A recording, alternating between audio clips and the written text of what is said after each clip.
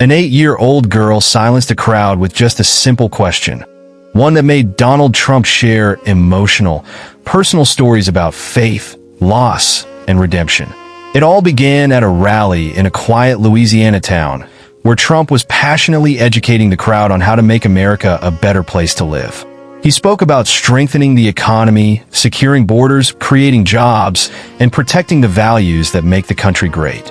We will restore hope, build communities, and ensure every child has a brighter future, Trump declared. We'll do it together as one great nation. As he ended his speech with his trademark words, "And may God bless America," an unexpected moment unfolded. A little girl, holding an old Bible that looked as though it had been loved for many years, raised her small hand. Her delicate voice broke through the ambient sounds of the crowd as she asked, "Mr. Trump, what is God to you? And who is God?" The moment her question left her lips, the entire room went deathly quiet. The usual hum of chatter faded away, as if the air itself had stilled in response to her words. Her question, so simple, yet so deeply profound, left the crowd frozen in a state of collective anticipation. It was the kind of question that penetrated to the very core of one's being, and the audience, now entirely captivated, awaited what would come next. Donald Trump, taken aback by the weight of such an innocent yet thought-provoking inquiry, paused. His usual confident stance wavered for a moment, as if unsure how to respond. He looked down at the little girl, her tiny hands clasped around the worn Bible, its cover soft and faded from years of use. The edges of the pages, curled and frayed, were a silent testament to the countless hours it had been held in reverence, as if the book itself was a living extension of her faith. For a long moment, the silence was deafening. No one moved. No one even dared to breathe too loudly, afraid to disrupt the sacred stillness that had descended upon the room. And then, slowly, Trump leaned forward, his gaze never leaving the girl. The air between them seemed to crackle with a strange intensity as he cleared his throat. Then, with a deep breath, he began to speak, not as a politician, but as a man. "Well, young lady," he said, his voice quieter now, "that's a question I don't take lightly. Let me tell you about a time when I really needed to understand who God is. There was a time in my life when I thought I was invincible. I had success, wealth, and influence. I thought I could do no wrong. But life has a way of humbling you. In the 1990s, everything I'd worked so hard to build began to collapse. My businesses were failing. I had over-leveraged myself, trusted the wrong people, and made decisions that came back to haunt me. I was drowning in debt, billions of dollars, and the banks were closing in. I'll never forget the day I walked into Trump Tower, looking up at the shiny gold letters on the building. For the first time, they felt hollow. I had no idea how I was going to survive. My employees were scared, my family was worried, and I felt like I'd let everyone down. I was ashamed. That night, I sat in my apartment, staring at the city lights, and I did something I hadn't done in years. I prayed. I told God I didn't know how to fix this, and for once I stopped trying to control everything. I asked Him to show me the way, to guide me, because I couldn't do it alone. And you know what happened? Slowly, things began to change. Doors I thought were closed forever started to open. People I didn't even know believed in me came forward to help. It wasn't easy, but I rebuilt, not just my business, but myself. That experience taught me something important. God doesn't abandon us when we fail. He uses our struggles to shape us, to humble us, and to prepare us for something greater.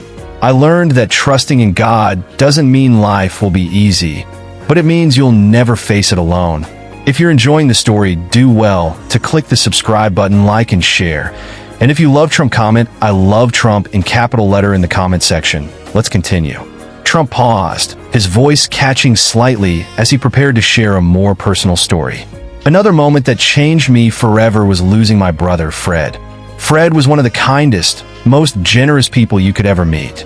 He had this way of lighting up a room, but he had his struggles. He battled with alcoholism. I remember watching him fight so hard against his addiction, but it was a battle he couldn't win. I was younger then, and I didn't understand what he was going through. I tried to push him to stop, to quit drinking, but I didn't realize that what he needed most was compassion, not pressure. When Fred passed away, it broke me. I thought about all the times I could have been more supportive, more understanding. I blamed myself in a way, thinking maybe if I'd done more, he would still be here. But through that pain, I learned one of the most valuable lessons of my life. We're not here to judge others. We're here to love them, to support them, and to show them the grace that God shows us every single day. Fred's death wasn't just a loss. It was a wake-up call. It taught me to be more empathetic, to look beyond someone's struggles and see their heart. That's something God does for all of us.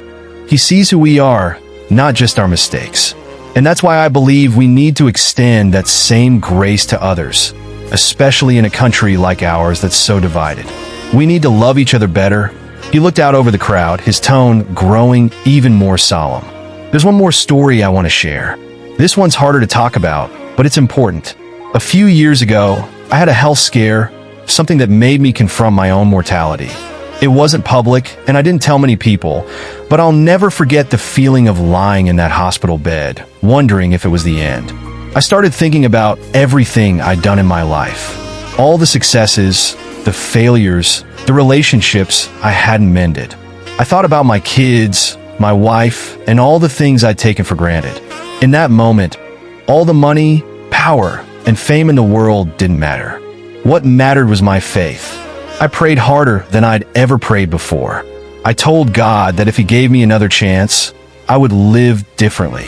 I would work harder to be the man He created me to be. And when I walked out of that hospital, I realized something. Every day we have is a gift. Every breath is a reminder of God's grace. That experience made me see that life isn't about what we accumulate. It's about the impact we have on others. It's about serving a purpose greater than ourselves. And that's why I believe so strongly in trusting God, not just for our personal lives, but for our country. Because when we put Him first, everything else falls into place. Trump's voice trembled as he finished, the crowd completely still, hanging on every word. He looked back at the little girl, her eyes wide and glistening. So, sweetheart, who is God to me? He's my strength when I'm weak, my guide when I'm lost, and my hope when I feel like giving up. And what is God? He's the reason I'm standing here today, talking to you. The room erupted into applause, not the frenzied cheers of a political rally, but the heartfelt ovation of people who had been deeply moved. The little girl smiled, her question answered, and for a moment, the crowd wasn't divided by politics or opinions. They were united by something far greater: faith, hope, and the resilience of the human spirit. If you enjoyed the story, do well to like, share, and subscribe to the channel for more story like this. Comment "I love Trump" in capital letter in the comment section if you love Donald Trump. Subscribe to the channel. Your support makes all the difference.